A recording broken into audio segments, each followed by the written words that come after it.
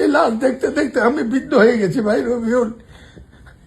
এটা নতুন ঘটনা নয়, গত 100 বছর এই ঘটনা ঘটছে, কেউ বিচার করে না। আমি চেষ্টা করেছি সাধ্যমতো। তত্ত্বাবধায়ক সরকারের কাছে সব কাগজ আছে, আপনার রেল সচিবের কাছে। পদুয়ারের বাজার ব্যারিকেড ম্যাডাম টাকা দিয়েছিল, লুট করে খেয়ে ফেলেছে আওয়ামী লীগ সরকারের সময়। এই ঢাকা চট্টগ্রাম মহাসড়কের জন্য 750 কোটি টাকা দিয়েছিল সাইফুর রহমান। এই কাজটি কমপ্লিট করতে পারি। আমি আমার সব কাগজ আছে।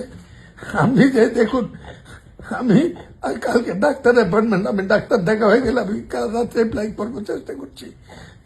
আমার ঘুম যাওয়ার জোগাড় নাই। এই লাশ দেখতে দেখতে আমি বিদ্ধ হয়ে গেছি ভাই রবিউল। এই পদুয়ার বাজার রেলওয়ে দানবী ব্যারিকেড আমি শান্তি পাবো জীবনে। আমি কেউকে নিতে পারি নাই। আপনি একটু দেখে আসেন।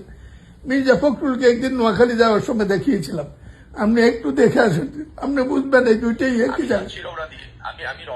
রবিউল, আল্লাহ আপনার মঙ্গল করুক। আমার নেতারা ওখানে দেখা করবে, আমি তাদেরকে দেখা করতে বলছি। আল্লাহ আপনার মঙ্গল করুক, আল্লাহ আপনার হত্যা করুক।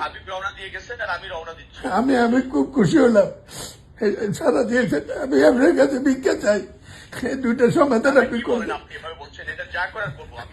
রবিউল, আপনি মির্জার সাথে কথা বলতে হবে, তাকে 2 বার দেখেছি। কি মানবীয় মৃত্যু প্রত্যেক দিন দেখতে হয়। স্বাধীনতা, আল্লাহ আপনার সাহায্য করুক। জি জি জি, আপনি ধৈর্য ধরুন, যাচ্ছে, আমি যাচ্ছি।